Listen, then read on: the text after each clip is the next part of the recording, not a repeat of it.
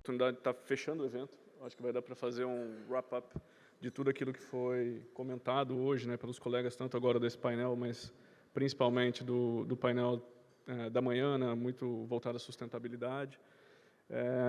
Gostaria de falar um pouquinho, né, iniciar um pouquinho falando sobre sobre o contexto da ferrovia no Oriente Médio, né? Eu acho que ainda é um mundo muito novo, principalmente para o país, para os Emirados Árabes. A ferrovia, de fato, aqui foi implementada no começo, né, lá para 2015, com uma pequena operação e depois se expandiu rapidamente.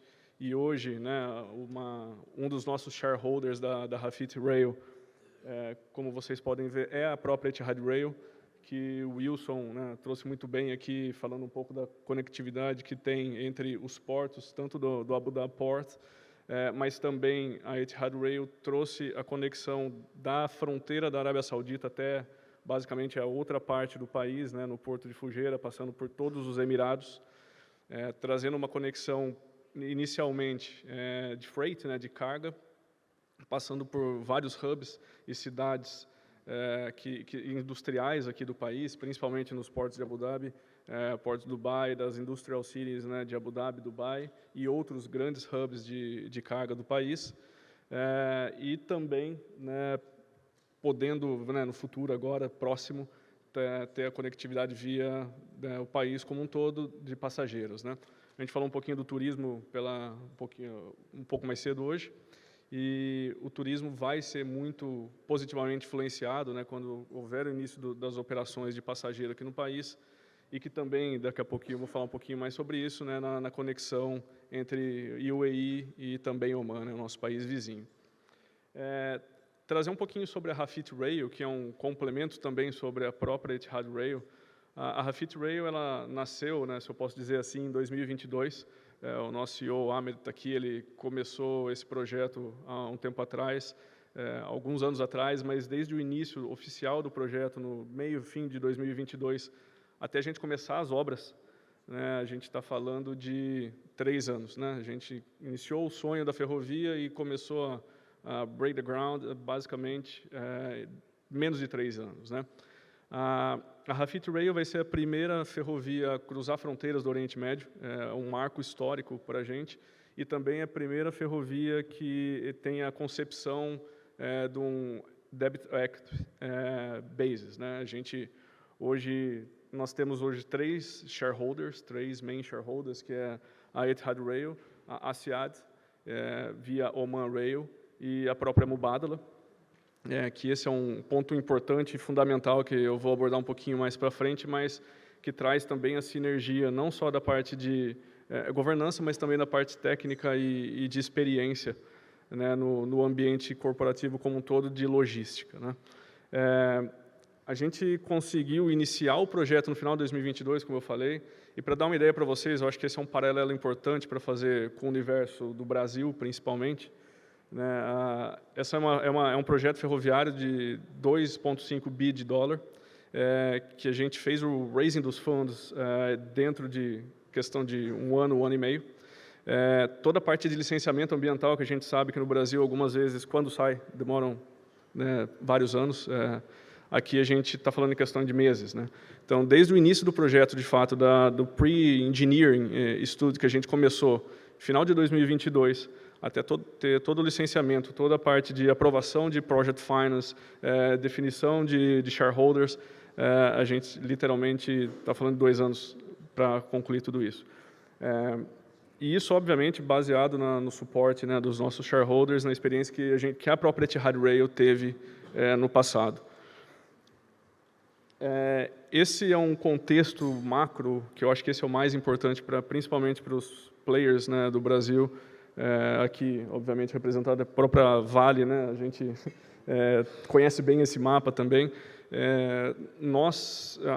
A Etihad Rail, basicamente, é a primeira parte da conexão, do startup das conexões do Oriente Médio. Né?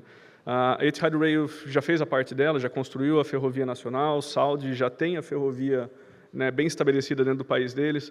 Oman, com essa joint venture, né, junto da Etihad Rail, está começando agora também na ferrovia, mas a Hafid nada mais é do que primeira etapa de um projeto maior, que é a conexão do Oriente Médio como um todo, via ferrovia, e no longo prazo, né, não sei quão longo, porque aqui as coisas realmente funcionam e vão muito rápido, a gente está falando de uma conexão potencialmente até a Europa. Né? Então, tendo basicamente o Porto de Sohar, que o nosso colega conhece muito bem, como um gateway para o Oriente Médio, tanto quanto o Abu Dhabi Port e os outros portos que a gente tem aqui, e levando carga, levando confiabilidade e um processo sustentável, né, e de baixa emissão de carbono até chegar à Europa. Né? A gente vai ter, como acho que o Wilson falou também muito bem, a questão da parte de customs e de facilitação de processos alfandegários. É um ponto muito importante para a gente cruzar a fronteira via terrestre, né? Via ferrovia sem parar um trem numa fronteira, diferente do que acontece com os caminhões. Tudo isso vai estar muito envolvido nesse projeto para dar mais competitividade também. Né? Um outro ponto importante é a questão, eu acho que dos impactos ambientais. Todo mundo sabe que a redução da emissão de carbono via ferrovia, a melhora no escopo 3 de emissão, né, principalmente dos grandes projetos que a gente está falando, dos mega hubs, isso é só alcançado via ferrovia e também, obviamente, né, via marítimo. Mas nós, como o Alexandre falou muito bem aqui, falou um pouco sobre a Wabtec, né, da linha Evolution que está sendo entregue para vocês, a gente trabalha com uma concorrente da Wabtec tão boa quanto, que traz também uma tecnologia tão inteligente quanto, e a gente já tem projetos na parte de eletrificação, principalmente no nosso trem de high speed que vai vir ainda, né, que já foi anunciado esse ano, onde vai ser uma eletrificação total do serviço, mais na parte de passageiro, mas a gente tem um projeto muito estruturado na questão ambiental, na Etihad e na Rafit Rail. Nós estamos conectando, né, aqui dando uma ênfase um pouco maior. Nós conectamos tanto saindo de Oman, né, nós estamos dentro do porto de Oman, a gente tem um projeto muito grande lá de um hub voltado para metal, para bulk, onde a gente consegue fazer o interlink com o Sohar Port, que um dos shareholders do Sohar Port também é nosso shareholder, né, que é a Asiad Group. Eles também têm uma shipping line bem grande, eles têm uma frota de navios considerável, tem 4 Valimax também, né, na frota deles. Eles são parte do nosso projeto e o que é muito importante e interessante, para quem está vindo do Brasil, do agronegócio, da parte de mineração, a gente tem essa sinergia com uma empresa extremamente forte e robusta, que pode oferecer uma solução integrada, né, de logística, desde Oman, conectando todos os portos de UAE e todos os hubs industriais também aqui do país. Então, hoje a gente tem várias portas de entrada, né, tanto UAE como Oman, e várias portas de saída, se eu posso dizer assim, conectadas por um sistema logístico extremamente confiável e de baixa emissão de carbono. Né? Aqui eu gostaria só de explorar um pouquinho mais uma outra oportunidade interessante que a gente está explorando, que ainda não é tão forte, a questão de Al Ain, né? Hoje a gente tem muito já corroborado Abu Dhabi, Dubai, como os hubs principais de evolução industrial aqui no país, mas Al Ain está vindo com uma força muito grande. Nós passamos dentro da área industrial de Al Ain, temos projetos já estruturados, começando por lá. Esse eu acho que é um ponto importante para a exploração também de novas sinergias para quem está explorando o UAE. Tá? E para consolidar um pouco do que a gente está fazendo, né, do que a gente faz já como ferrovia, a gente tem capacidade de operação de materiais como o aço, né, o aço ou o ferro como um todo, né, minério de ferro, HBI, que foi falado aqui muito bem pelo Alexandre. A gente, desde o nosso primeiro MOU assinado, né, da Rafit Rail oficial, foi com a própria Vale, para explorar a interconectividade dos mega hubs e também a conexão da própria operação atual de Sohar com os clientes em UAE. Então, a gente tem essa capacidade de operação para bulk, produtos de agricultura, break cargo, né, peças, metais, e peças automotivas, carros, materiais de construção e qualquer outro tipo de mercado que seja necessário. E aqui eu acho que é só para concluir, né, estou quase acabando meu tempo, mas eu gostaria de trazer um pouco do cenário Brasil, né, na Etihad Rail, na ferrovia aqui de UAE como um todo.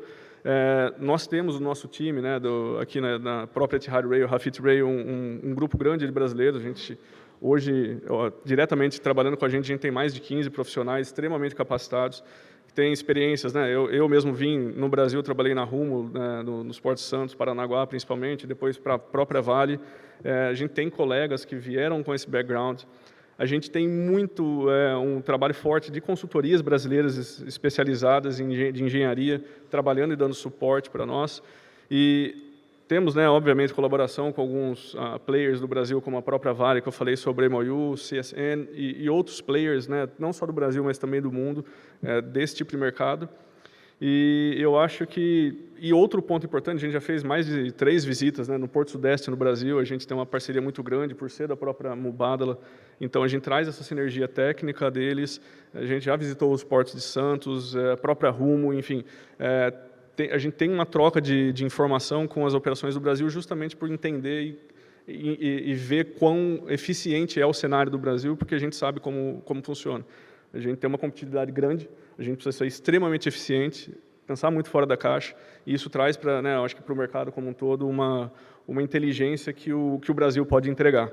E fica aqui, eu acho que o último recado, né, para quem entender de oportunidade. A gente ainda tem muito plano de expansão para a construção da ferrovia, a gente sabe quão boas as empresas do Brasil são, e, obviamente, também quem estiver interessado em vir para cá e ter uma conexão entre todos os hubs, nada mais tranquilo do que buscar essas soluções, né, tanto a Abu Dhabi Ports como também as nossas soluções logísticas, porque vocês terão a certeza que tem segurança jurídica, segurança fiscal e principalmente segurança operacional e ambiental com esses parceiros, tá bom? Obrigado, desculpa atrasar um pouquinho aqui, mas...